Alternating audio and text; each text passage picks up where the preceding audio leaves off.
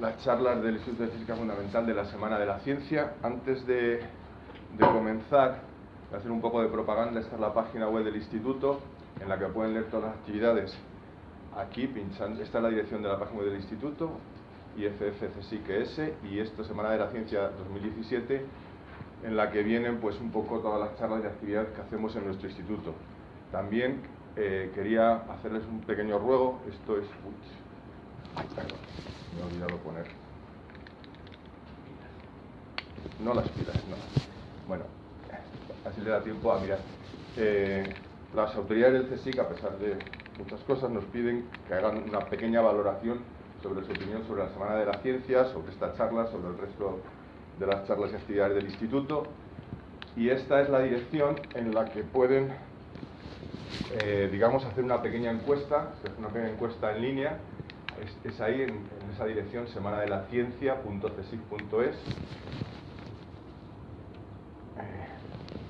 Y si pinchan ahí, abajo verán que viene una pequeña, un pequeño icono que pone evaluación. Si pinchan ahí, tienen la posibilidad de dar su opinión sobre estas actividades que se organizan en el CSIC o en el instituto nuestro en particular, el Instituto de Física Fundamental. Pues yo creo que estará bastante tiempo. Se suele cerrar, digamos, por lo menos hasta final de mes o bastante más tarde. No, depende un poco de lo que decidan. Esto no depende de nosotros, depende de la organización central, que aunque no tengamos mucho, ellos piden, digamos, la opinión sobre todas estas actividades. Entonces yo creo que estará por lo menos hasta final de mes, creo yo. ¿De acuerdo? Volviendo otra vez a la charla, digamos, simulación computacional, que se puede y que no se va a aprender, y vamos a tratar de hablar un poco sobre lo que es la simulación computacional, lo que es la simulación en general, y unos breves y pequeños ejemplos de algunas cosas que hacemos aquí que están a nivel un poco más digamos, en términos de presentación, un poco más feos de las cosas que voy a enseñar aquí. Entonces, este es un poco el índice de la charla. Primero una pequeña introducción, que es un cálculo, que es una simulación, que es un diseño, algunos ejemplos de la utilidad. He puesto una especie de dibujos animados, un pequeño esquema de todo lo que hay, los ingredientes que hay en una simulación, con un pequeño ejemplo bastante tonto. Luego algunos cálculos que hacemos aquí en el instituto y un pequeño resumen y conclusiones. Para empezar, ¿qué deberíamos hablar de cálculo o simulación? Hay muchos tipos de nombres para, digamos, este área que cubre muchas cosas, porque normalmente cuando se dice simulación a día de hoy siempre se habla en simulación computacional, cosas que hacen con el ordenador. Pero simulación se hace desde hace muchísimo tiempo, o en un sentido muy amplio, como escribo aquí, como un instrumento que permite recrear algún aspecto de la realidad de diferentes y múltiples maneras. En particular, algunos tipos de las simulaciones, digamos, más antiguas tienen que ver con los juegos. Y lamentablemente, pues con los juegos, digamos, de estrategia, que son los más normales, pues los juegos, digamos, que a día de hoy pueden ser juegos de guerra que también se hacen con ordenador, pero en tiempos pues se hacían, digamos, con piezas y figuritas, digamos, normales. Entonces, por ejemplo, Sun Tzu, que es conocido por el libro famoso del arte de la guerra, se dice que desarrolló un juego que se llama el Wei He, que es una cosa que finalmente derivó en el Go. El Go es un juego de estrategia, como es también el ajedrez. Y hasta bien dentro del siglo XX, pues digamos, los ejércitos, en las academias militares, pues hacían juegos de guerra, digamos, con una serie de reglas que se trataban de cumplir para ver qué ante un posible escenario de un enfrentamiento que se podía hacer. Esas cosas se siguen haciendo hoy en día, pero se hacen ahora, digamos, con ordenador. Entonces, ¿qué es una simulación? ¿Qué es un cálculo? Lo que hace uno es una simulación, es un cálculo. Pues la verdad es que casi todo se pueden llamar simulaciones o se pueden llamar cálculos.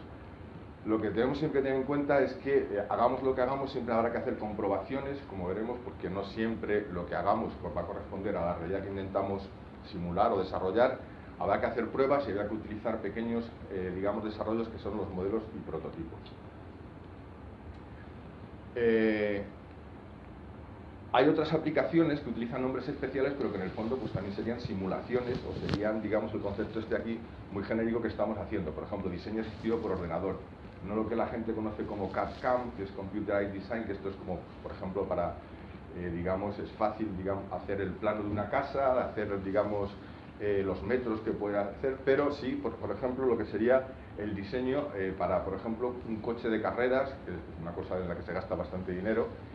Y lo que sí podemos decir es que en general un cálculo siempre va a tener detrás una ecuación que digamos que lo soporta. En cambio, una simulación de cualquier tipo, pero en particular las simulaciones computacionales, pueden tener en general ecuaciones, que ya veremos algunas de las más célebres y famosas, o puede utilizar otro tipo de procedimientos que no son estrictamente ecuaciones, no son estrictamente resolver una ecuación, sino algún tipo de mecanismo ad hoc que simula alguna, digamos, alguna realidad concreta.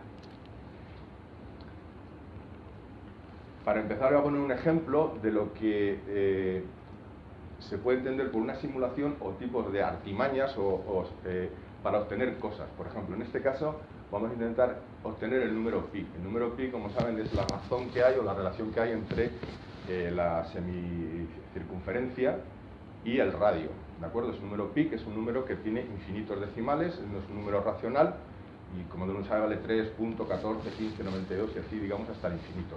Pues esto es una forma de calcular el número pi de forma muy aproximada con una simulación que digamos es práctica y se llama la aguja de Buffon.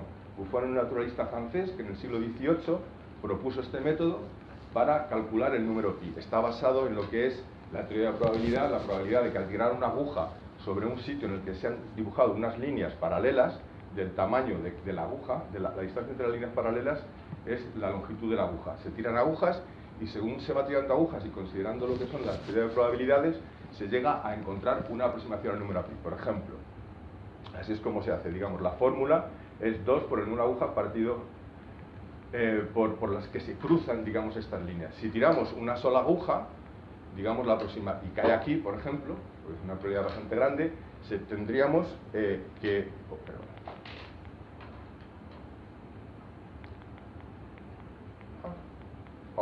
Estoy andando. Un segundo. Si tiramos una sola aguja, tenemos que la aproximación del número pi vale 2. Si tiramos ahora 11 agujas, esto se puede hacer en casa con mucha paciencia, sin pintarse, por supuesto, obtenemos 2,44. Si ponemos 111 agujas, llegamos a 2,88. El número pi es como 3,14. Si ponemos 1111 agujas, esto está hecho también, es una cosa que se puede hacer, digamos, con un tapete, con unas agujas de verdad, pero está hecho con también con ordenador. Si ponemos 1111 agujas, ya tenemos que pi se puede aproximar haciendo esta fórmula que tenemos aquí, las que cruzan, hay que contar las agujas que se han tirado, que en este caso son 1111, y las agujas que cruzan cualquiera de estas líneas, que son 712. Entonces hace la relación y se obtiene un número que es 3,12, que no es 3,14, pero bueno, tiene, digamos, una buena aproximación al número pi. Hay otra forma de hacerlo, va a dar un poquito mejor resultado, que es considerar, por ejemplo, la relación que hay entre el área de un cuadrado y el área de un círculo inscrito. Podemos ver que la relación del área del círculo al área del cuadrado va a ser aproximadamente igual al número de, si tiramos muchos puntos o muchas bolitas dentro de este cuadrado, los que caen dentro del círculo a los que caen dentro de todo el área, nos va a dar que la relación también entre las áreas. Y la relación que hay entre las áreas pues es pi r cuadrado, en el caso del área del círculo, y 2pi, que sería la longitud del cuadrado, al cuadrado. Si hacemos esa relación nos sale pi, y vemos, por ejemplo,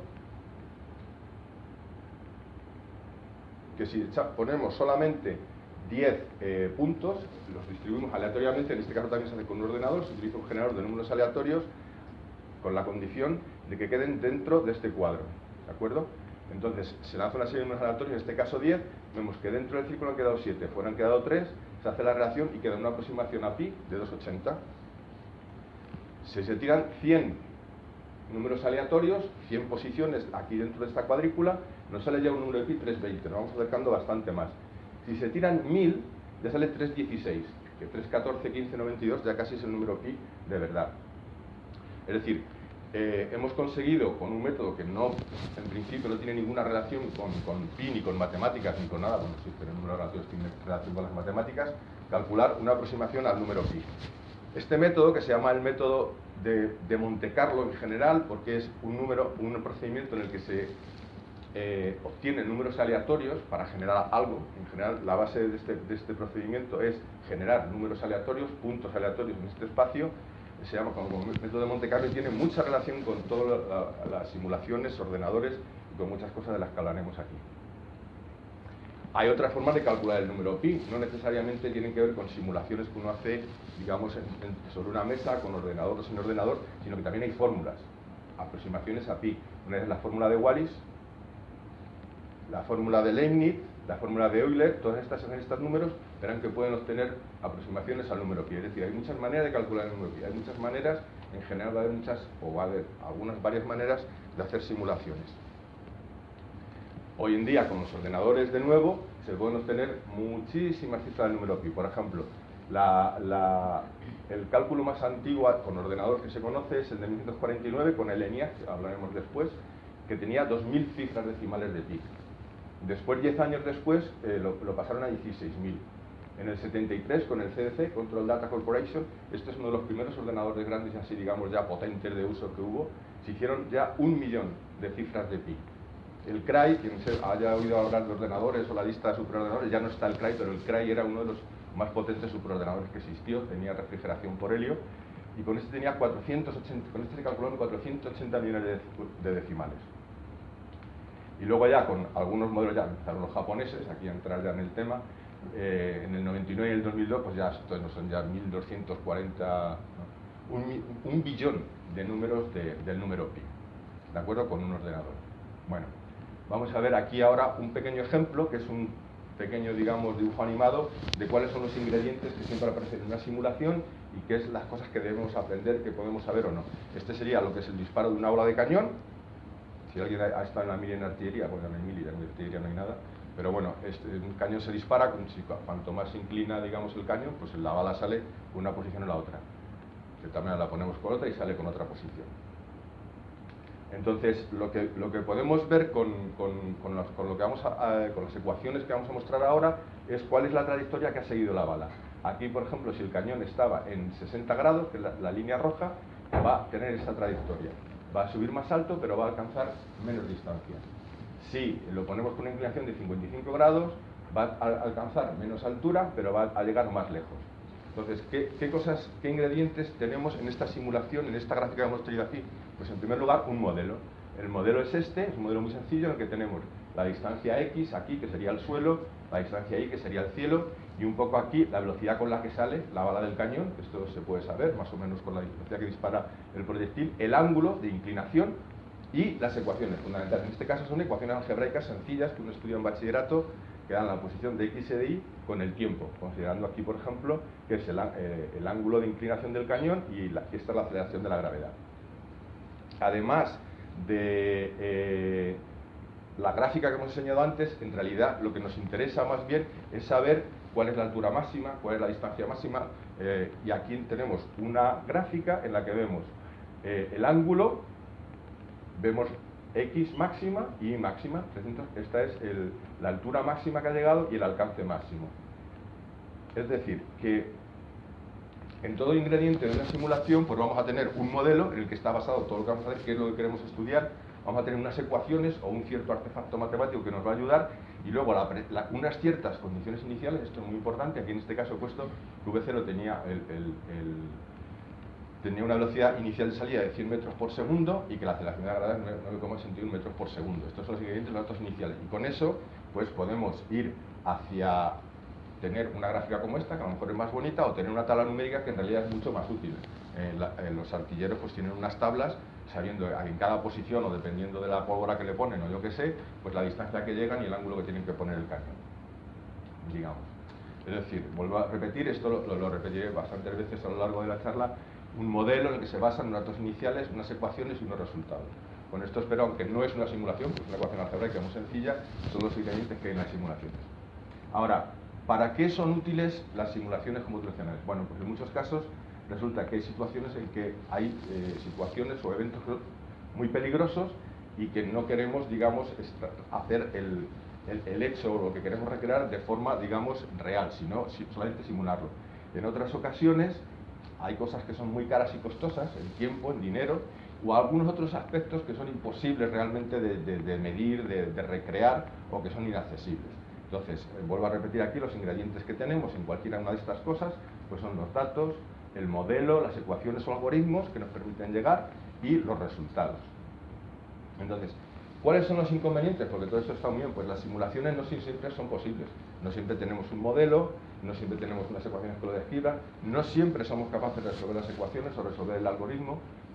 Se puede reducir el error cambiando mucho las condiciones, haciendo un método de prueba y error, y en general, como las simulaciones se aplican a casi todo, para calcular el número pi, para el espacio, para las tormentas, para todo, hace falta personal muy especializado y que conozca mucho todas las materias, son muchas materias. Si alguien quiere hacer una simulación del clima, necesita gente que sepa de climatología, que sepa de física, que sepa de ordenadores, gente muy especializada y que saben de un cierto tipo de simulaciones. Y por supuesto, uno puede simular mal algo y llegar a una catástrofe. Puede, por ejemplo, que un cohete que ha ocurrido alguna vez pues explote, o por ejemplo, esto ya no es por un error en la simulación, la NASA tuvo un problema con una nave que se les salió de órbita porque las especificaciones las dieron, la NASA trabaja en el sistema internacional, metros, segundos, y en Estados Unidos trabajan pues en el sistema inglés, digamos, anglosajón, y entonces pues nos aclararon y aquello fue un desastre. Bueno, en cualquier caso, aunque sean las simulaciones, al final casi siempre va a haber que recurrir a construir un prototipo o hacer pruebas reales, en lo que son bancos o simuladores reales. Bueno, aquí les hago una pequeña clasificación del tipo de cálculos de simulaciones, que es bastante arbitraria, es una que he hecho yo, porque se podrían hacer otras 40.000 más. Pero digamos que en general pueden ser, o se pueden clasificar como aquellas en las que los modelos son discretos, en los que se va a emplear, por ejemplo, cuando son simulaciones pues, de medicina, en las que intervienen moléculas, proteínas, cualquier tipo de moléculas, en que la ecuación de Schrödinger, si quieres un tratamiento cuántico, o las ecuaciones clásicas. O modelos continuos, en los que si quieres medir cosas que tienen que ver con la hidrodinámica, con los fluidos, entonces en este caso va a haber que trabajar con las ecuaciones que se llaman de Navier-Stokes. También hay una clasificación desde otro punto de vista que son procesos estocásticos, en los que no existe, digamos, un método determinista, sino más bien lo que he comentado antes, el método de Monte Carlo para hacer las simulaciones, o los deterministas en los que siempre el sistema evoluciona a partir de unas condiciones iniciales. Entonces, yo voy a dar una serie de ejemplos y una serie de características, no puedo ser exhaustivo porque el mundo es infinito de esto, pero sí, digamos, creo las que para mí creo que son los casos más generales, de los que más se puede aprender o los que más sirven para comprender estas cosas. Vamos a empezar un poco, ¿para qué sirven las simulaciones? ¿Para qué son útiles? Pues en primer lugar, para aquellas cosas que son peligrosas. Por ejemplo, supongo que todo el mundo está de acuerdo en que es mejor ver esto que no ver esto. Esto es una explosión nuclear, como todo el mundo sabe. En septiembre del año 96 se firmó el primer tratado de no proliferación de armas nucleares. Lo firmaron solamente 44 estados, incluida Francia. Pero Francia tenía un pequeño problema y es que quería desarrollar mejor sus armas nucleares, la Force de Frappé. Entonces lo firmaron, se dieron un periodo de tiempo e hicieron unas cuantas pruebas más en el atolón de Mururoa y explotaron unas cuantas bombas más. En agosto de 2008 casi 200 naciones habían firmado ese tratado de no proliferación de armas nucleares. Pero en el tratado no se dice que no se puedan hacer, que no se puedan cambiar las ojivas nucleares, que no se pueda cambiar el armamento nuclear, solamente que no se van a hacer pruebas nucleares. Alguna gente dice que eso era porque tanto Rusia como Estados Unidos tenían la capacidad de simular las explosiones sin necesidad de explotar nada en los Álamos o en el desierto de Mongolia. Pero el caso es que lo que se prohibía eran las pruebas, digamos, nucleares, tanto en el aire como las subterráneas, que también había, pero no se podía, no se, digamos, decía nada sobre que no se pudieran cambiar las ojivas nucleares. Entonces, por ejemplo, lo que se hizo fue recurrir a la simulación. Por ejemplo, en el caso de Francia, que digamos era el que estaba más retrasado, desarrollaron este programa que lo llamaron el Simulation Program, que constaba de varios apartados. Uno, que digamos que era conocer aquí la física del problema, cómo eran las explosiones nucleares. Otro, que era el propiamente que estamos hablando aquí, de la simulación numérica.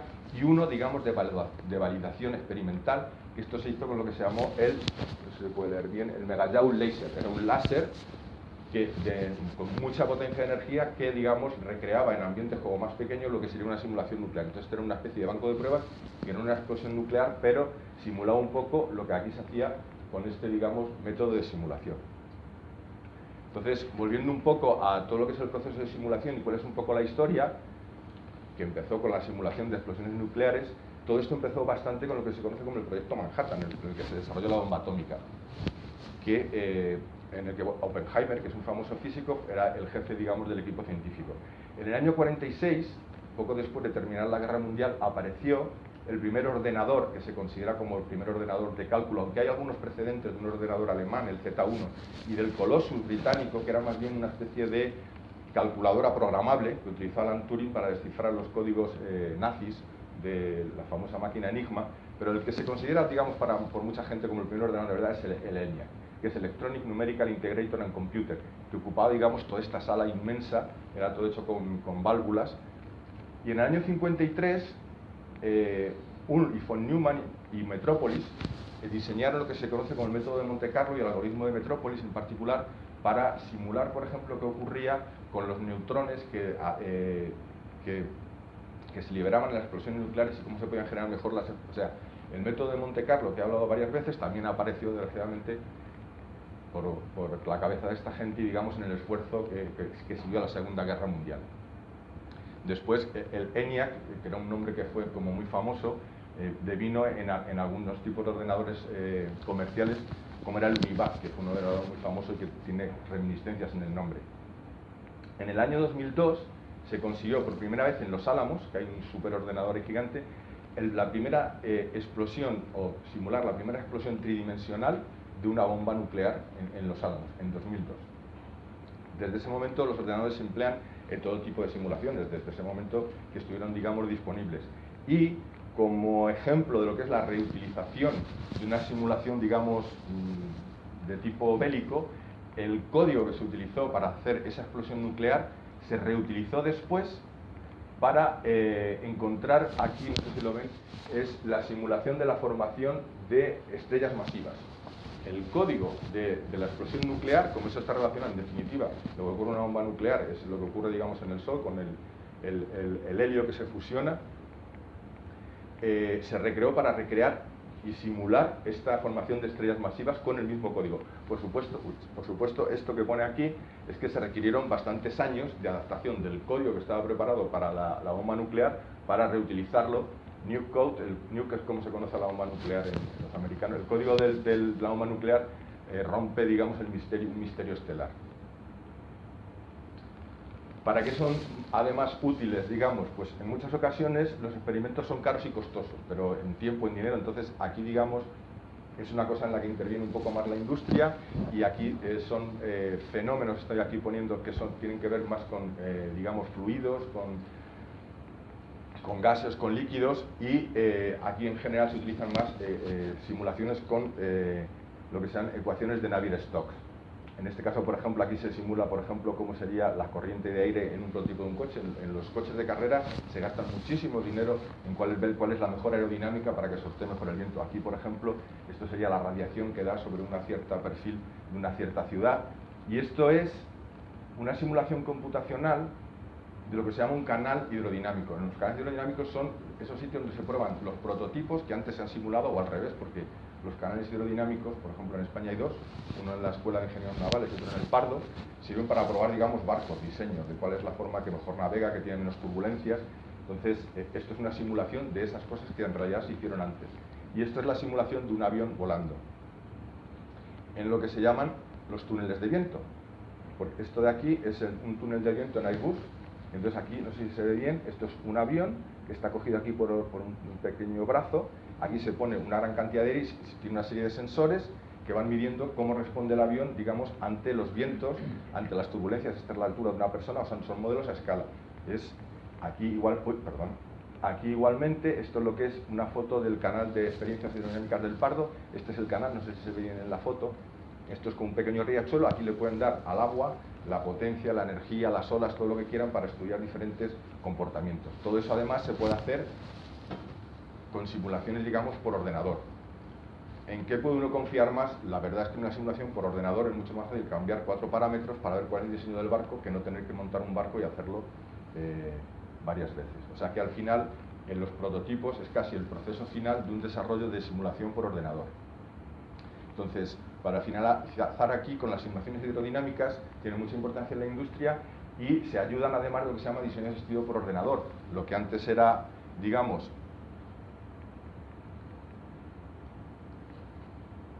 la forma del coche, también con ese diseño asistido por ordenador se van buscando las formas más aerodinámicas, las formas que se ajustan más a los perfiles.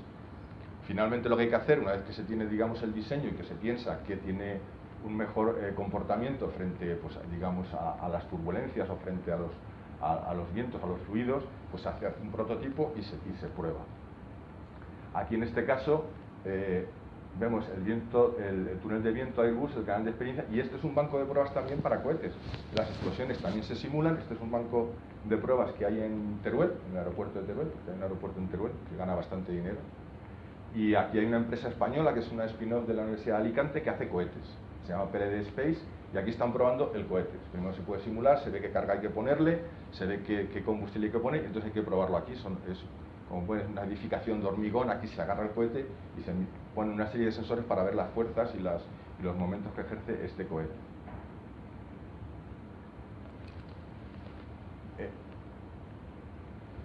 ¿Para qué también son útiles? Otra de las cosas que decíamos es que hay sitios a los que no es posible acceder, hay ejemplos que no se pueden hacer en el laboratorio, hay ejemplos que no se pueden hacer prototipos, y uno de ellos son, por ejemplo, la meteorología, el tiempo, las tormentas. Entonces, esto es una simulación de, creo que es, no sé si es un tornado o algo así que se acerca a la costa de Estados Unidos, esto también de cómo se comportan los vientos y los fluidos, y en estos casos en los que queremos ver estas cosas, lo que utilizamos son simulaciones continuas, simulaciones del tipo general que tienen ecuaciones de Navier-Stokes. En el que queramos ver simulaciones, digamos, más que tienen que ver con moléculas, con la vida, con simulaciones discretas, que pueden basarse o en la mecánica cuántica o en la mecánica clásica. Otro tipo importante de simulaciones es el que acabo de comentar antes, que tienen que ver con el clima. Son las simulaciones climáticas. En 1904, es decir, hace ya bastante tiempo, el científico noruego Bjerknes defendió que se podía hacer una predicción razonable y bastante precisa de lo que era el tiempo. Incluyó las primeras ecuaciones para describir cómo evolucionaría, digamos, el tiempo, la climatología local, que son 7 ecuaciones que incluían la velocidad del viento, la humedad y la temperatura.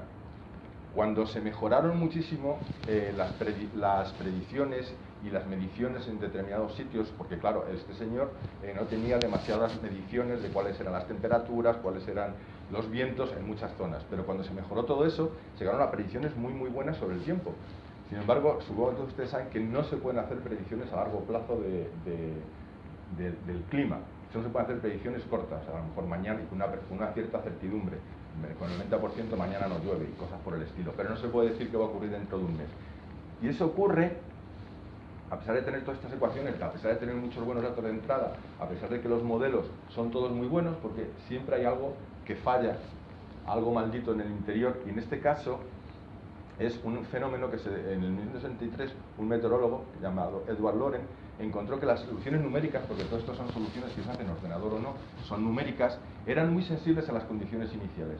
Es decir, si uno, por ejemplo, imagina que estaba disparando el cañón de antes y que cambia un poquitín el ángulo, hay situaciones en las que el resultado no es que va a ir medio metro más allá o va a subir medio metro menos. El resultado es que va a sitios completamente inesperados y diferentes. Eso es lo que se llamó el efecto mariposa, o hoy en día la teoría del caos, en la que pequeñas variaciones de las condiciones iniciales producen unas variaciones drásticas en los resultados finales. Esto ocurre en general en los sistemas en los que aquí las ecuaciones no son lineales. Y eso es un problema que hay mucha gente dedicada a estudiar el caos, en qué condiciones puede aparecer esto, pero lo cierto es que en la mayoría de las simulaciones de tipo climático, que son ecuaciones como esta, que son no lineales, hay muchos problemas de efectos caóticos, con lo cual es imposible, a pesar de que se pretenda, digamos, predecir el tiempo o el clima, digamos, a tiempos muy largos. Vamos a ver otro ejemplo de simulaciones, son las que tienen que ver, digamos, con las ciencias de la vida, con la biología. Aquí en principio la meta final sería pues no tener que guiar los fármacos en las personas, no necesitar voluntarios, sino ver qué tipo de medicinas pueden actuar frente a qué enfermedades.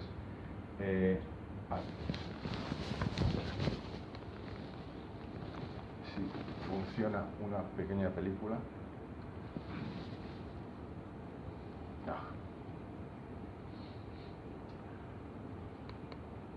Pues no funciona. Lo siento, pero tenía aquí una película, pero esto es un poco... sí funciona. Esto es una película que se ha hecho con la interacción de una proteína sobre ciertas partes del ADN. Queda muy bonito, queda muy bien, pero hay que saber, por ejemplo, que estos son simulaciones clásicas. decir, la materia a nivel atómico hay que estudiarlo con la mecánica cuántica, porque presenta efectos cuánticos que no aparecen en la mecánica clásica normal. Ahora hablaremos un poco sobre esto al final. Que son modelos que no incluyen todos los átomos. Las interacciones que hay entre los diferentes componentes son, digamos, muy aproximadas, pero a pesar de eso sí que pueden dar una buena indicación de cómo algunos, medicamentos pueden actuar. De hecho, hay un término llamado farmacología cuántica que fue acuñado por el profesor Richard en el año 77 en la Universidad de Oxford, en el que pretendía, digamos, crear a través simplemente de la química cuántica, estudiar los efectos y el diseño de nuevas medicinas. Como sabrán ustedes, las compañías farmacéuticas no dedican mucho dinero a la investigación realmente, pero sobre todo no dedican mucho dinero a cosas que son muy importantes, como por ejemplo los antibióticos. Tenemos los antibióticos muy antiguos, porque cuesta muy caro hacer todos los experimentos, hacer todos los ensayos. Entonces, digamos, esto de hacer estas simulaciones y ver cómo actúa, porque normalmente lo que se sabe en muchos casos es cómo actúan ciertos medicamentos sobre ciertas enfermedades o sobre ciertas partes de la célula, cómo actúan sobre la membrana o cómo actúan sobre ciertos sitios. Si se pudiera hacer esto directamente con un ordenador, aunque cueste mucho tiempo o mucho dinero, necesitaríamos las pruebas y además, sobre todo, sería mucho más barato y a lo mejor pues la gente se dedicaba a hacerlo de forma más asidua. ¿Y eso no se puede hacer? Se hace, hay algunos modelos, por ejemplo, hay una cosa que se llama el modelo de llave cerradura, en el que alguna proteína como se adosa, digamos, a ciertas partes de la célula, pero son modelos muy primitivos y hay, digamos, mucha gente que trabaja, por ejemplo, la fosfomicina, que es un antibiótico, son en pequeñas variaciones, intentan ver cómo actúan uno y cómo actúa el otro. El problema es que son, para que de verdad, den un resultado bueno, tendrían que ser resultados, claro que los cálculos cuánticos son muy difíciles, sobre todo porque son casi imposibles de realizar. Los clásicos sí, donde tienes que hacer muchos, entonces tienes un nivel de fiabilidad, pero sí que hay, hoy en día casi toda la gente que trabaja en biología utilizan simulaciones para hacer montones de cosas, o sea que sí que se hace, pero no quizás a lo mejor al nivel que se puede poner. Esto que he puesto aquí forma parte de una cosa que se llamó un proyecto Consolider, que eran unos proyectos que concedía el Ministerio. A largo plazo daba bastante dinero, se dan a ciertas personas, y este en concreto se llamaba de supercomputación y de ciencia. Se puede ver un vídeo que hay en YouTube, en el que vienen esto y otras cosas, porque en este proyecto se hacían simulaciones también sobre todo del espacio, de ciencias del espacio. Yo quería saber, es que no me he enterado de ese vídeo, ¿qué significaba? Parecía que era la medicina no era la medicina, es una proteína que se acerca, digamos, no, la medicina, digamos, que es un poco el fin de la farmacología cuántica. A ver, por ejemplo, eso de la fosfomicina, una persona que trabajaba, sabe cuál es la fórmula de la molécula, se sabe dónde actúa, en qué parte de la membrana celular o de la bacteria, entonces se ve cuál es el efecto, entonces se buscan moléculas parecidas a la fosfomicina que tengan efecto parecido o similar. En este caso no, este caso era una proteína, cómo se enganchaba, digamos, ahí al ADN, para ver cómo se replicaban o sea, esto no era con la medicina, en todo tipo de simulaciones biológicas hay muchísima gente trabajando, pero hay aspectos como es lo que le llaman el docking, el molecular docking, que se llama el atracamiento molecular, es como las moléculas se pegan, por ejemplo, en las células, en las paredes. Hay otros que es cómo actúan los medicamentos y muchas más cosas. Por ejemplo, mucha gente trabajando en lo que son, esta vez con motivos un poco menos buenos, por ejemplo, los canales iónicos que hay en las membranas, que son canales por los que va el sodio y el potasio, la bomba sodio-potasio. Hay gente trabajando ahí porque algunos tipos de gases muy peligrosos, los neurotóxicos, actúan ahí, entonces cómo se puede trabajar sobre esos canales iónicos, en fin, hay mucha gente trabajando, digamos, en estas áreas. Bueno, entonces, espero que esto es una pequeña resumen de las cosas, que hay muchísimas más, por supuesto. Como he dicho, el que esté interesado en ese vídeo lo pueden ver en Google o en Yahoo o cualquier otro de estos buscadores. Si ponen simulación computacional aparecen miles de vídeos. Yo ahora les voy a pasar a contar algunas de las pequeñas cosas que hacemos en el instituto que tienen que ver con simulaciones. Una de ellas es la filtración a través de materiales laminares nanoporosos. Materiales laminares se refiere a que son materiales que están hechos de una sola capa de átomos. Aquí, por ejemplo, está dibujado lo que sería el proceso ideal para desalinizar agua. ¿De acuerdo? Aquí el agua viene con el cloro y el sodio, pasa a través de esta membrana que tiene aquí estos pequeños agujeros, pasa solamente el agua y se retienen en un lado el cloro y el sodio. ¿De acuerdo? Esto es un artículo que apareció en una revista que se llama Nanotecnología. Yo les voy a hablar sobre todo de las cosas que hacemos aquí, que son este tipo de materiales que ahora veremos cómo son. Y les voy a hablar un poco de las ecuaciones y de los modelos y de lo que pretendemos hacer. No, esto solo será posible porque la partícula del cloruro de sodio es más grande que la del agua, sí, es bastante gorda. Los iones son más gordos, sí. O sea que el H2O Es más pequeñito. Es más pequeño que un módulo. Sí. Entonces, ¿cuáles son, digamos, los materiales que normalmente se utilizan en este tipo de procesos, que son materiales laminares del espesor? Pues está el famosísimo grafeno, el grafeno y sus derivados, porque el grafeno se puede, digamos, se le pueden hacer agujeros, se pueden hacer estos poros, que se pueden saturar o no con diferentes moléculas. Por ejemplo, aquí en este caso se saturan con hidrógeno, aquí en este caso se saturan con OHs, con hidroxilos. Esta es una representación de lo que sería una lámina de grafeno, en la que lo que se pone aquí, digamos, cada uno de estos puntitos sería uno de los átomos de carbono. El grafeno está formado como por anillos bencénicos que son como hexágonos. En cada uno de los vértices del hexágono hay un carbono. Se unen todos y tenemos aquí el grafeno. Y entonces el grafeno y sus derivados pues son muy candidatos, muy idóneos para hacer todo tipo de cosas, algunas les comentaré. Con estos tipos de agujeros. Hay otro material que también es muy famoso hoy en día, que es el sulfuro de molibdeno, que es este material de aquí, en el que también, por ejemplo, otra de las cosas que se persigue con mucha fruición es la desalinización del agua, sobre todo porque mucha gente pone mucho dinero, los países del Golfo en concreto, Arabia Saudí. Y entonces este sería otro material, digamos, laminar en 2 dimensiones, en el que también se pretende hacer lo mismo, a través de estos pequeños agujeros que hay aquí, pasar el agua y no dejar pasar los átomos de cloro. O también otro muy famoso es el nitruro de boro, que en este caso, por ejemplo, sería multicapa. Habría varias capas y por aquí también se le pueden hacer diferentes agujeros, porque estos son materiales laminares que después, por un procedimiento especial, se pueden conseguir los poros de un cierto tamaño adecuado. Nosotros en particular vamos a hablar de lo que hemos llamado los grafinos. Los grafinos son estas cosas que tenemos aquí abajo, que aparecen a partir del grafeno. Este es el grafeno, como decía, son anillos hexagonales, son bencenos. En cada uno de estos vértices hay un carbono. Si estos vértices, en lugar de estar unidos todos ellos a otro hexágono, están unidos por moléculas de acetileno, esto es el acetileno, con un H aquí y con un H aquí y un H aquí sería lo que se llama el acetileno. Si lo unimos con un solo enlace acetilénico, tendríamos esto de aquí, serían estos hexágonos separados por estos enlaces acetilénicos. Si ponemos un solo acetileno, es lo que se llama el grafino normal. Si ponemos 2 acetilenos unidos, sería el grafdiino, y si ponemos 3, el graftriino, etc.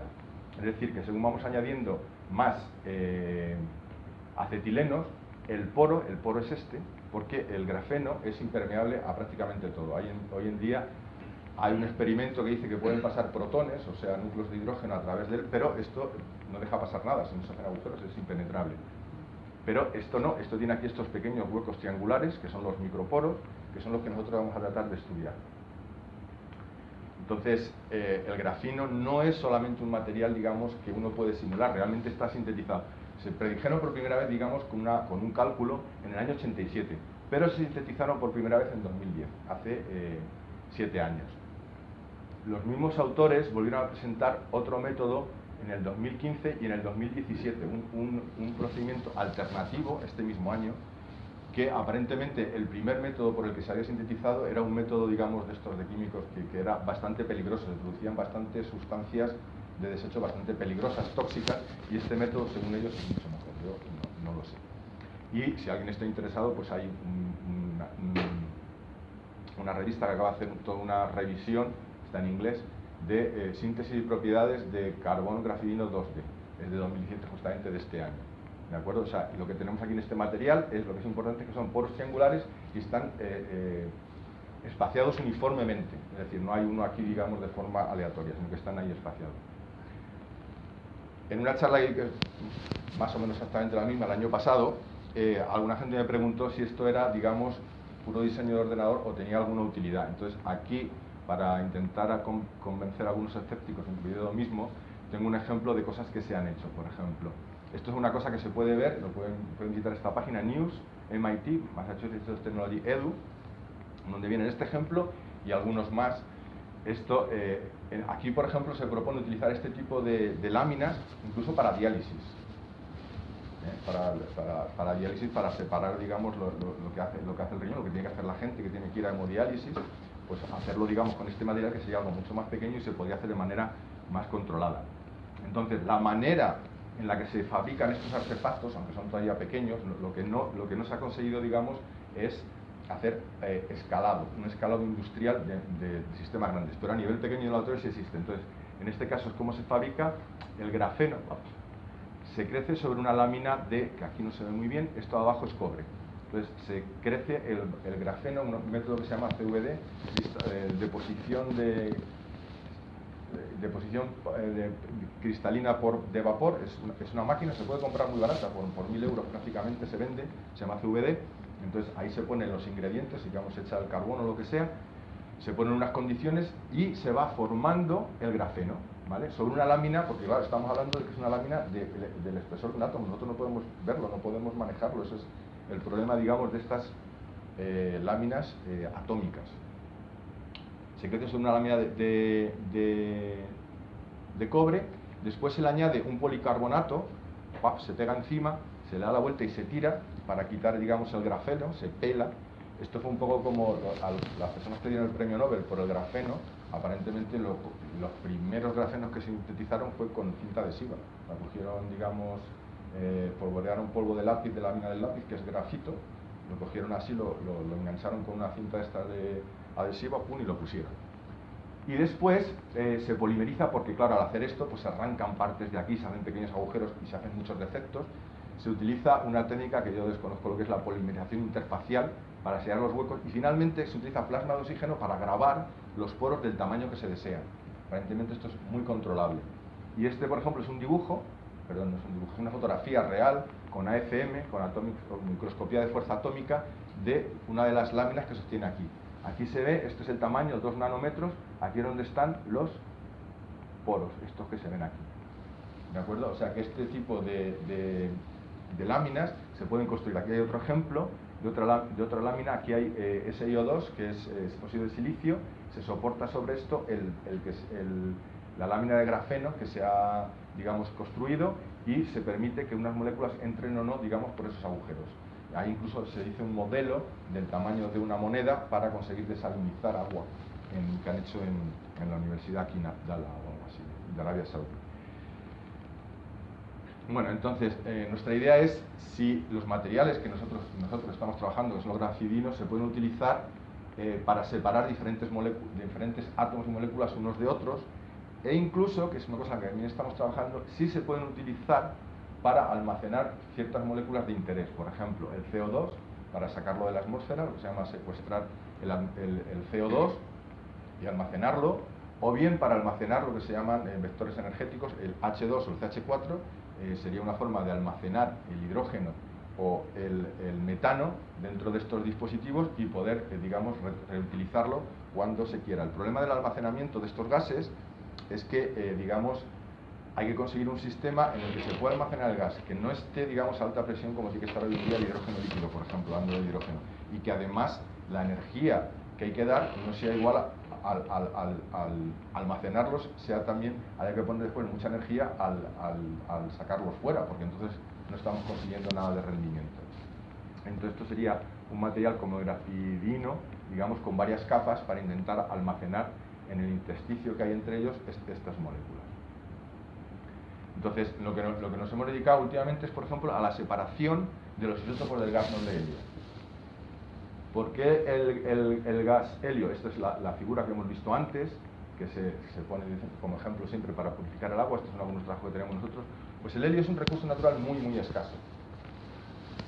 Y el helio 3 incluso menos que el helio 4. Solamente se puede conseguir, parece ser que en la Luna hay bastante, pero no está muy fácil llegar hasta allí. Se puede obtener a partir del gas natural, pero es un proceso caro.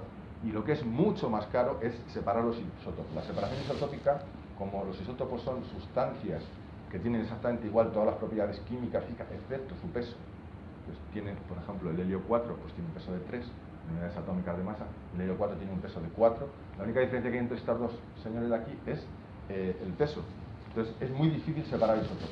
Los procedimientos para separar isótopos son muy caros. Por ejemplo, para separar los isótopos de uranio, las famosas centrifugadoras, es una de las técnicas normales, para obtener uranio enriquecido. En este caso, dado que el helio es un recurso, digamos, muy caro, pues decidimos estudiar cuál sería la posibilidad de utilizarlo para estas membranas para separar isótopos de helio. ¿De acuerdo? Entonces aquí, por ejemplo, como curiosidad, es una nota que nos llegó aquí al CSIC en el año, hace 3 o 4 años, Air Liquide, que es una de las compañías que suministra helio, diciendo que se puede bien. Pero dice, por medio de la presente les comunicamos que la fuente de helio que se suministraba pues se ha agotado y tienen que esperar 4 o 5 años. O sea, se quedaron toda España sin helio. Estados Unidos tuvo que vender sus reservas estratégicas, tiene reservas estratégicas de todo, entre ellas de helio, para que no subiera muchísimo el helio. Bueno, esta es una de las razones por las que estudiar el helio, aparte de que es un sistema bastante más sencillo que estudiar el agua, por ejemplo. Entonces, aquí voy a contar un poco más detalladamente qué es lo que pretendemos. Entonces, lo que pretendemos estudiar es cómo, por ejemplo, si esta es la lámina de grafidino y tiene un agujero, en este caso no sería grafidino, sería otro material el que fuera, cómo pasan unos y pasan otros. El problema es que la mayoría de las simulaciones que se hacen aquí, como en el caso, digamos, de la biología, son simulaciones clásicas.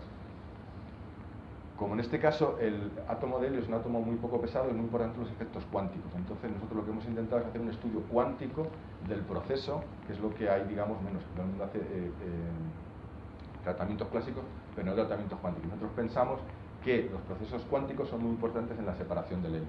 Vamos a ver cuánto. Y si la pregunta es si estos efectos permiten la separación de isótopos de la misma especie, helio 4 y helio 3, lo que se llamaría, lo podemos llamar como el cribado cuántico. Aquí es un pequeño ejemplo de qué es lo que pretendemos o qué es lo que queremos decir por los efectos cuánticos. Tenemos nuestra membrana, nuestra lámina con nuestro poro y el átomo de helio que va a cruzar.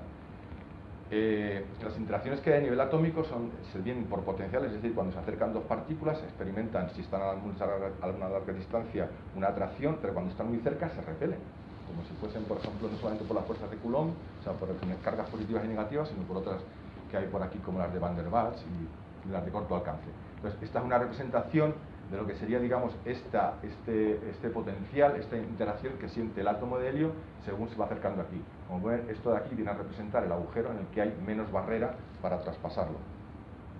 Entonces, uno de los efectos cuánticos que aparecen a nivel atómico es lo que se llama efecto túnel o tuneleo. Es decir, clásicamente, si nosotros tenemos por aquí, por ejemplo, una colina y tenemos aquí una cúspide, solo podemos atravesarla si venimos a esta altura, no podemos atravesarla si venimos. Esto supongan que es la energía con la que venimos corriendo, o la velocidad. Si venimos con una velocidad por aquí debajo, clásicamente nunca podemos traspasar, siempre tenemos que venir a más energía. Pero cuánticamente, los sistemas pueden pasar una barrera, pueden pasar una colina, aunque no tengan la energía suficiente. Esto se llama efecto túnel. Entonces, en el tuneleo es un proceso que favorece al más ligero. En este caso, por ejemplo, el helio 3, el más ligero, pasaría mejor a través del poro, de la barrera, porque aquí habría una barrera para pasarlo, que el helio 4. Es decir, se separaría antes el helio 3 que el helio 4. Pero hay otro efecto, que se llama la energía de punto cero. La energía de punto cero tiene que ver con una peculiaridad de los sistemas también cuánticos, y es que no tienen, digamos, para una partícula que se encuentra ligada a otra, nunca existe la energía cero. Siempre están vibrando en el estado fundamental, el más bajo que hay, se llama, por ejemplo, una molécula atómica V igual a 0, y ese estado tiene una energía. Nunca están aquí, digamos, en un mínimo, sino siempre tienen una energía. No puede haber una energía cero. Siempre hay esto que se llama el punto cero. Entonces, lo que ocurre es que al pasar por aquí tenemos que tienen que superar esta barrera, pero al mismo tiempo aquí hay una cierta interacción, una cierta atracción que hace que se puedan quedar ahí atrapados, ¿de acuerdo? Se puedan quedar ahí ligados. Y esa ligadura hace que, en este caso concreto, aquí el más ligero pasaba antes, pues aquí el más ligero está por encima. Es decir, hace falta un poquito más de energía para pasar este problema del punto cero, para pasar, digamos, esta energía mínima que tienen que tener para pasar por aquí. Eso es lo que se llama la energía del punto cero. Entonces vemos que son efectos opuestos. Queremos estudiar qué es lo que domina en cada caso, en cada régimen. Y entonces esto es una simulación muy sencilla, muy tonta, que es un cálculo como lo que les he puesto aquí anteriormente. Vienen por aquí, en una sola dimensión. Esto es lo que pasa cuando una simulación cuántica en la que un átomo de helio se representa por una onda. Un paquete de onda, pero una onda que llega Cuando viene con una energía muy pequeña, esta es, digamos, la interacción esta que tenía que traspasar aquí, esta de aquí, para traspasar el poro. Entonces, cuando llega con una energía, esta de aquí, que son 371 milielectronvoltios, cuando esto de aquí vale 36,2, clásicamente, desde luego, no puede pasar. Cuánticamente pasa un poquito, muy poquito, pero prácticamente casi todo rebota. Si ponemos un poco más de energía, pero que no llega a ser esto de aquí, vemos que una parte, digamos, pasa la barrera y otra parte rebota. Esto es una simulación de lo que ocurre, digamos, traspasando el poro con una simulación cuántica. Sería es una simplificación de un modelo para hacer la simulación en el que es un átomo traspasando un poro. ¿Vale? Y esto es lo que ocurriría. Como es un cálculo monodimensional, siempre esta sería donde está situada la barrera, la energía que hay que superar. Hay unas pequeñas diferencias entre el helio 3 y el helio 4, pero siempre al final, si está suficientemente por arriba, como es un cálculo en una dimensión, siempre llega a la probabilidad 1. Pero ¿qué pasa si hacemos un cálculo, digamos, exacto en 3 dimensiones, en el que no hemos tenido que hacer nada de ningún tipo de aproximación de una sola dimensión? Este es lo que se muestra aquí. Esta es una simulación en 3 dimensiones. Lo que ocurre es que el helio está representado por una onda, por un paquete inicial, con componentes X y Z. Aquí, en esta dirección, está la lámina, pero no podemos representar tantas direcciones. Aquí sí que representamos, digamos, la de aproximación Z y la X. Habría otra más, que sería la Y, que también estaría. Entonces, esto es lo que ocurre con el paquete. Llega, este es un paquete extendido, una onda plana que llega. Aquí es donde estarían situados los pequeños poros del grafidino. Vemos que pasa muy poco. En realidad prácticamente no se ve nada. Hay que mirar aquí un mapa de contorno y ver que aquí estaría la lámina de grafidino, este sería el paquete, y vemos que una pequeña parte sí que ha atravesado. De hecho, podemos verlo aquí. Aquí vemos la probabilidad de paso. Entonces vemos que la probabilidad de paso, que antes en el caso, digamos, monodimensional era 1, aquí realmente en un caso, digamos, realista, es solamente el 3%, 0.03, para empezar a subir. ¿De acuerdo? O sea que parece que no se parece en nada, que el modelo no es el mismo, pero sin embargo el modelo dimensional es bastante útil porque da el momento en el que se puede traspasar la barrera, aunque la probabilidad, por supuesto, no da bien del todo. Esta es una vista de lo que sería ese filtro por el que hemos pasado. Vendríamos por aquí con una X, Y y Z, que sería la aproximación. Y esto es un esquema de un poco lo que sería, aunque estos son los átomos, digamos, de carbono, aquí estarían, aunque no se ven, los hexágonos, aquí estarían los acetilenos, aquí estarían los poros, pero en toda esta parte, digamos, hay una gran interacción. El átomo no podría pasar por ahí. El tamaño efectivo de un átomo para que pase es más o menos este de aquí, que está dibujado en azul. Eso tiene que ver con el sodio, o el cloro o el agua al pasar. Entonces, por ejemplo, aquí se puede ver, esto es una escala logarítmica para ver esto, poner estos números muy pequeños y ver aquí que el comportamiento de uno y otro son diferentes antes y después de la barrera, de lo que son los isótopos. Lo que sí podemos comprobar ahora es cuál es la relación entre la constante de velocidad o de paso, que está relacionada con las constantes, del helio 4 y del helio 3. Y vemos que con la temperatura, estas son temperaturas muy bajas, hay un máximo, digamos, esta es la relación de la separación que se obtiene entre el isótopo 4 y el isótopo 3, el bosón y el fermión. Vemos que alrededor de 30 Kelvin, que es una temperatura muy baja, hay un máximo, y que la selectividad, la relación de selectividad llega a ser aproximadamente casi de 2. ¿De acuerdo? Y esta es la comparación entre el cálculo exacto que hemos mostrado antes con un paquete tridimensional y lo que sería el modelo de 1D, en el que se ha tenido en cuenta también esas posibilidades de acercamiento. Entonces vemos que, a pesar de que los números absolutos no son para nada iguales, la relación sí que tiene bastante parecido en lo que es una simulación digamos, más sencilla a lo que es una simulación más complicada. Y entonces vemos que este número aquí hay que recordarlo porque, como veremos más tarde, un poco en las conclusiones así un poco sencillas que haremos, la industria tiene señalado cuál es el número que hay que alcanzar aquí, la relación de separación, para que sea, digamos, comercialmente factible o industrialmente interesante, y ese número es 6. Es decir, este tipo de sustancias o este tipo de láminas, si las simulaciones están bien, no serían útiles para desarrollarlas como separador isotópico. Este es un cálculo, una simulación un poco más interesante, más bonita, es el tipo de simulaciones que se hacen normalmente.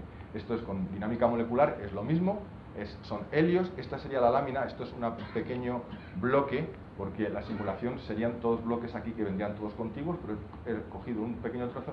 Como pueden ver, aquí hay como unos 100 átomos de helio en la simulación inicial, y pueden ver que son muy, a pesar de que aquí el hueco es como muy grande, porque estos todos tienen el mismo tamaño, son las distancias correctas, son muy poquitos en realidad los átomos que pasan, o sea que en realidad se filtra bastante poco. Y las láminas también se pueden mover. Son otras cosas, por ejemplo, que en las simulaciones se pueden hacer, como he dicho antes, de muchos tipos. Se pueden hacer muy sencillas, muy complicadas, se pueden incluir lo más aproximado, digamos, a la realidad. En este caso, lo más aproximado a la realidad sería que se movieran, aquí pueden ver que se mueven un poco la lámina, porque tiene un movimiento, digamos, térmico, que se mueven los átomos de helio y que fuera el cálculo cuántico. Desgraciadamente todo eso junto no puede ser, porque el cálculo cuántico es muy caro y solamente podemos intentar incorporar algunos defectos cuánticos, por ejemplo, aquí en este modelo, digamos, en el que ya hay unas temperaturas y unas presiones, digamos, mucho más normales.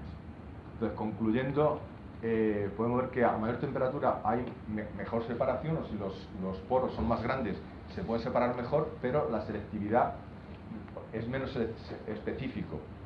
Es decir, si ponemos un agujero, un poro muy grande, pues va a pasar estupendamente el helio 3 y el helio 4, pero van a pasar los dos, no va a haber especificidad. Es decir, para que haya especificidad tiene que tener unas ciertas condiciones en las que pasen unos mucho mejor que el otro, aprovechando alguna condición, como en este caso pues era el tamaño. El límite que hemos alcanzado es 2,53 y, como decía antes, para que sea rentable la industria valora que este número tiene que estar por encima de 6. Hemos visto pues la importancia que tiene el poro, y entonces lo que habría que hacer pues sería intentar buscar otros materiales que fueran, digamos, más útiles, como los de nitruro de boro. Y también hay que decir que hay mucha gente que trabaja con materiales que también se hacen simulaciones, que nosotros no trabajamos, que son tridimensionales, que se llaman MOF y COF. Son unos materiales, digamos, poliméricos, inorgánicos y orgánicos, Metal Organic Framework se llama esto, es MOF, es Metal Organic Framework, que son, digamos, ya materiales, digamos, en 3 dimensiones. El siguiente ejemplo, súper deprisa, es el... Sí. Ahí no tuvo que has puesto antes, de que había las moléculas ahí, y les pasan muy poquito, eso. Sí. ¿Por qué pasan unas poquitas cosas? ¿O no pueden pasar? Hay que Porque no pueden pasar, o sea, a ver, si fuera una simulación clásica, diría, porque vienen por aquí y la interacción que hacen, pum, rebotan para arriba. No se pueden ver aquí porque no tengo, pero hay algunas que están por aquí, pero no pasan, solamente son muy poquitas las que pasan. Pero que es aleatorio, si chocan para atrás y si no, por casualidad pasan. A ver, esto tiene que ver con otras cosas. Esto se puede simular como si fuera una cosa, uno puede hacer un comportamiento, digamos, aleatorio. De hecho, se hacen así. Las condiciones iniciales son, se ponen los átomos aquí de helio en posiciones aleatorias y con una distribución de velocidades que están relacionadas a la temperatura que viene aquí por una distribución de Maxwell-Boltzmann. Entonces, se ve cuáles son esas posiciones, se dejan ahí y se deja que evolucione con el tiempo. Entonces, eso está ahí chocando y así están los gases. La teoría cinética de los gases están así, moviéndose continuamente. Hay unos ciertos parámetros que los caracterizan, y entonces lo que pasa es que al llegar aquí, pues aunque parezca que esto es muy grande, como he enseñado en el dibujo anterior, aquí, en realidad el agujerito es mucho más pequeño de lo que parece, por efecto de, digamos, de lo que es la interacción de la... Yo estaba pensando, o sea, igual estoy pensando más en la osmosis, ¿no? La osmosis son... No, pero quiero decir, no. Sí. Abajo no hay nada, porque esto es para la... Esos son poros un poco más grandes y se pasan por la presión osmótica famosa esta de los... Bueno, me van a perdonar, pero voy a tener que ir un poquito más rápido aquí. Esto es unas simulaciones que hacemos, como decía, a veces las simulaciones intervienen también lo que es el modelo y el diseño, digamos, de la ingeniería. En este caso es sobre las guías de ondas. Las guías de ondas son unos materiales que generalmente están hechos de material semiconductor y que se incorporan en dispositivos que se llaman electrónicos, optoelectrónicos, en fin. Y hay todo tipo de guías de ondas, algunas son muy sencillas, como esta, por aquí se inyecta, por ejemplo, la luz, y digamos sale por aquí. Y hay otras, que esta se llama Y-junction, o unión en Y, en las que nosotros inyectamos por aquí la luz y aquí se separa, para el motivo que queramos, ¿de acuerdo? Entonces, lo que sabemos es que sabemos cuáles son las ecuaciones que gobiernan el movimiento, digamos, de la luz en estas zonas. Pero lo que no sabemos... Las guías de ondas pueden ser complicadísimas, por cierto, pueden ser también como estas o como estas, sencillas como las anteriores o complicadas como estas. En particular, las que hemos estudiado nosotros, que vienen ahí, son estas de aquí, que son hechas de arsenuro de galio. Esto es un sustrato, aquí es, digamos, donde va el pozo, el arsenio de galio aquí, y aquí ponen unas resistencias para variar ciertas condiciones como el índice de refracción. Con este material, que es el arsenio de galio, es con el que se hacen esas guías de ondas que son muy pequeñitas, son inferiores al tamaño de una uña. Bueno, te vamos a intentar explicar un poco aquí de qué va esto. Aquí tenemos lo que podría ser una guía de ondas plana, ¿de acuerdo? Nosotros queremos inyectar, lo que queremos es inyectar por aquí una luz, una señal, y obtener esta salida, ¿de acuerdo? No queremos tener aquí, digamos, la salida, la queremos aquí arriba, ¿vale? Entonces, ¿cómo debemos diseñar esta guía de ondas para tener este objetivo? Podemos diseñarla así, podemos diseñarla así, podemos diseñarla así, así, de muchísimas maneras. No sabemos exactamente cómo, porque el problema que tenemos es que sabemos que si inyectamos por aquí una luz, vamos a obtener por aquí, sabemos cómo propagarla, pero lo que no sabemos es, inyectando por aquí una luz, qué características necesitamos aquí para obtener aquí un cierto output, una cierta salida, la que queremos nosotros. Eso es lo que no sabemos, porque la única forma que tenemos de hacerlo es hacer diferentes modelos y ver cuál se parece más a lo que queremos salir. O sea, sabemos cuando podemos al principio, ¿de acuerdo? Entonces, lo que hemos hecho es un algoritmo que se llama OCT, teoría de control óptimo, en el que se fijan unos objetivos, en este caso sería que queremos aquí en la salida, se fijan unas condiciones y se varían los parámetros del diseño para conseguir esos objetivos. Este es por ejemplo, en este caso es el código que escribí para hacer estos cálculos, y vamos a poner aquí dos ejemplos. Por ejemplo, los ingenieros saben perfectamente que si yo tengo una unión en forma de I de este estilo, no puedo ponerle, por ejemplo, aquí, esto lo se llama una white junction, la luz viene por aquí tiene estos brazos y aquí queremos tener una salida. Los ingenieros saben que no pueden poner aquí un ángulo muy grande, porque entre otras cosas las aproximaciones toda la luz saldría por aquí. Saben que tienen que poner un índice de refracción, que es la relación entre la luz en el vacío y en el medio, de un determinado número, pero no saben cuál número exactamente, ¿de acuerdo? Entonces, este es un diseño, esto se llama un interferómetro multimodo, ¿de acuerdo? Esta es lo que se llama el MMI, el módulo de multimodo, aquí, que tiene una anchura de 4, semianchura de 4 micrómetros, una longitud de 100 y donde hemos puesto aquí, que esto se llama wedge, un índice de refracción de 3.5, ¿de acuerdo? Entonces, si con estas condiciones, que son números sensatos realmente para propagar la luz aquí en esta guía de ondas, lo hacemos, obtenemos este resultado que aquí en verde. Es decir, hay mucha pérdida de la señal, como se puede ver también por aquí, se pierde por aquí y se pierde por los lados. Lo que queremos obtener es esto de aquí amarillo. Entonces, aplicando ese procedimiento que he dicho antes, se cambia las longitudes del MMI, del módulo multimodo. Aquí la anchura se cambia un poquito el índice de refracción, hay que ver estos números que no son muy diferentes, por ejemplo 3,56 a 3.561, y lo que se obtiene es una salida perfecta comparado con lo que queremos obtener. Se ha cambiado ligeramente la anchura, ligeramente la longitud, y hemos conseguido esto. Esto se consigue con un procedimiento que se llama de teoría de control óptimo, en el cual nos fijamos un objetivo y ponemos unas ciertas condiciones para que tiene que cumplir la luz al propagarse. Aquí hay otro ejemplo de una cosa que se llama interferómetro de Mach Center, que es también muy popular en óptica.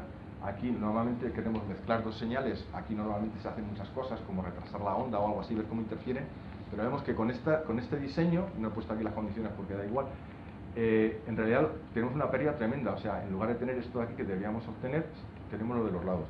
Haciendo otra vez el procedimiento, digamos, obtenemos una salida perfecta con lo que queríamos.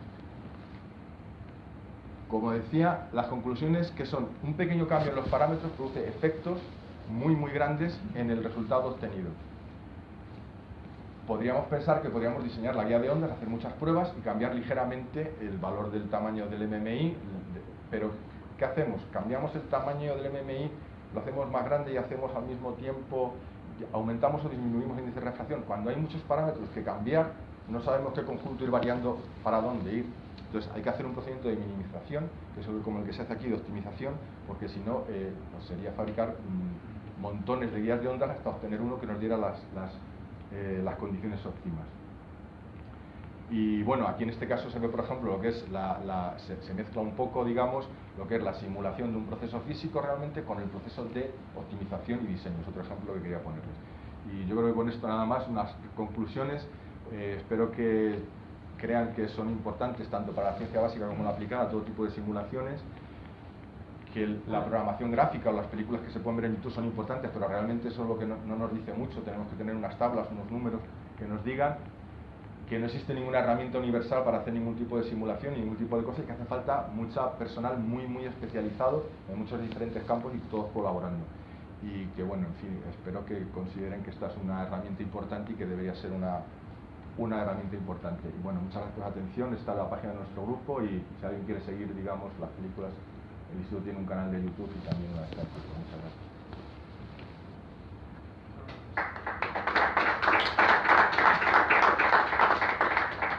¿Quieren dar alguna pregunta?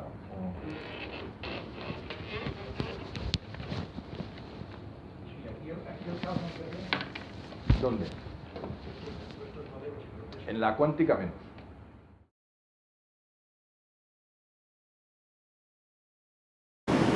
En la clásica sí, pero en la clásica interviene sobre todo en fenómenos en los que hay ecuaciones no lineales, como es el caso de los fenómenos climatológicos y cosas así. En el caso de la dinámica molecular es más difícil porque además es un sistema, o sea, no se utiliza ni la mecánica clásica de forma, digamos, rigurosa, se utilizan algoritmos de interacción un poco, digamos, más sencillos que los que podría uno, digamos, integrar de verdad las ecuaciones, porque son simulaciones con muchos átomos a mucho tiempo. Entonces ahí es, y además lo que se hacen luego son promedios. Se utiliza lo que se llama el teorema ergódico, que las aproximaciones, bueno, en este caso de simulaciones de dinámica molecular es mucho más difícil que aparezcan. O sea, que se compensan ahí cosas, ¿no?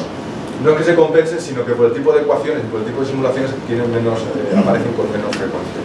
Es más en otro tipo de fenómenos como el del clima, son ecuaciones no lineales y otro tipo de cosas.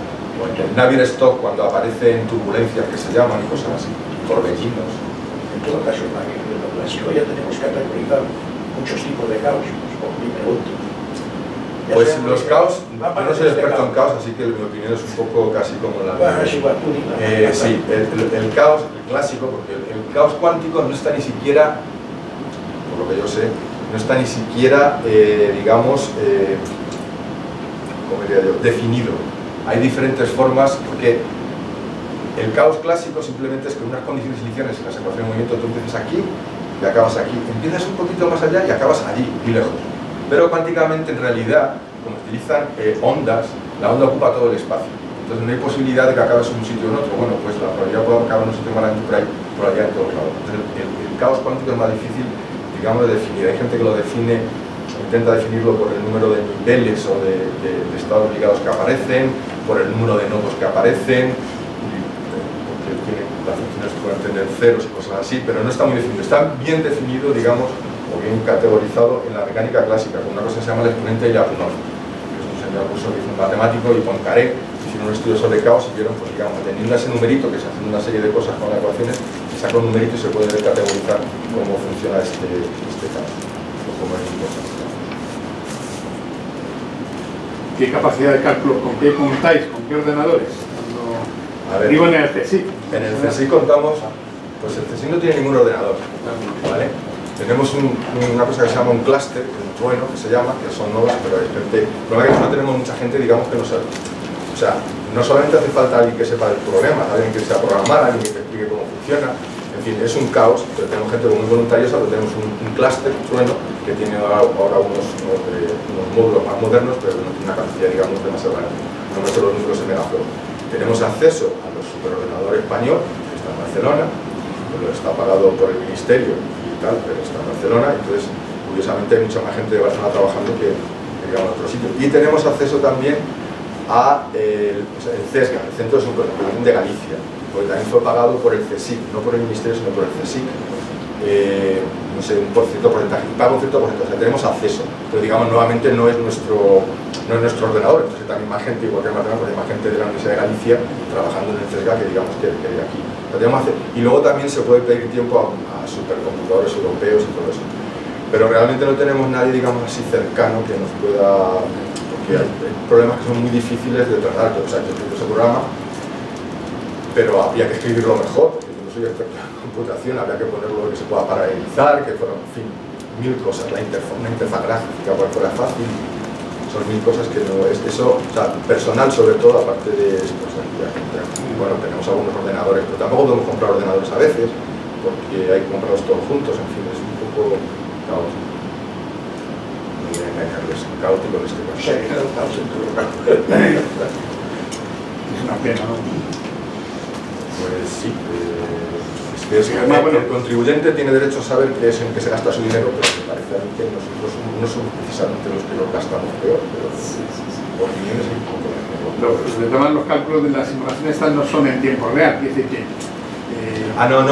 nunca es en tiempo real. Lo del paquete tridimensional ese, por ejemplo, son cálculos muchos de ellos que han requerido, por ejemplo, pues como entre 3 y 4 días de cálculo completo en el clúster este de aquí natural. Si tenéis que usar tiempo de ordenadores por ahí por el mundo, pues eso hay que pagarlo, claro. Imagínate que bueno, es algo muy rápido. Sí, yo cuando estuve en Estados Unidos, con uno de estos, te daban como créditos de dinero ficticio. O sea, como si fuera el dinero mortal. Te damos $10.000. $10.000 era que te dan como 40.000 horas de cálculo o algo así. Pero hay algunos compañeros que utilizan a lo mejor, diría yo, un mes de cálculo.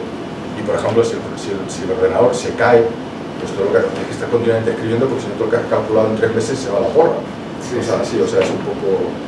Bueno, en principio, podemos pedir dinero. Si nos piden dinero el CESGA o el PCN, podemos pedir dinero ahora en los proyectos. No nos lo van a dar porque se puede. ¿Y el CESBIMA? El CESBIMA. Es que como está mal... Yo hablo, digamos, de opinión, porque tampoco soy experto y no estoy en el tema, pero el CESBIMA, el BCN tiene una política muy interesante y es que cuando el ordenador se le queda viejo, los falsos módulos, se lo pasa al CESBIMA o al CIBIMA o al CHARBIMA, o sea, va dejando los viejos, digamos, por el resto de España o lo que sea, y él compra los nuevos. Entonces el CESBIMA, por ejemplo, es de está en la Politécnica, ¿no?